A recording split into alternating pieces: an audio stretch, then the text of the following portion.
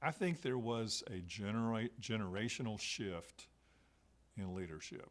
I saw that in many annual conferences, that there was a desire for younger persons to be at the table and to give voice to the church they love. And, I have often felt that a lot of the heat in our church was generated by, and I'll say myself, people my age and older. Not to be ageist, but that one of the things it taught me was that simply we can't say, a person in their 60s and 70s and 80s can't say, I'm tired of living in this house, I want to sell it and divide it up and we'll live in two houses. What I hear younger people saying, laity and clergy, is this is our house, this is the house I grew up in, and I want it to be the kind of house we can live in. So don't burn it down. Don't divide it.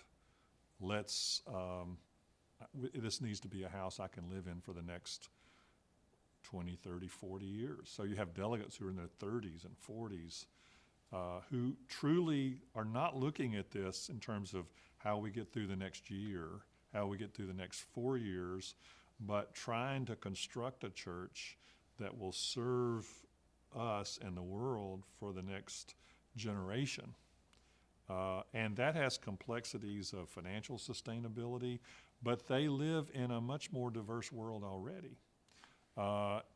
Pew Research says 1 out of 20 persons from 18 to 29 goes to church. So an 18 to 29-year-old, when they meet someone, they're not trying to figure out what different kind of church can we be a part of. They just rejoice that they've met someone their age who is in church, and they find common ground. And so that's one of the things it taught me.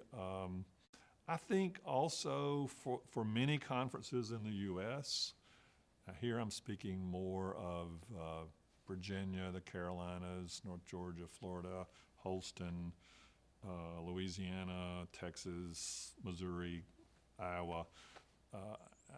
That's not a comprehensive list. Simply the desire to construct a counter narrative for their own churches to the outcomes of St. Louis.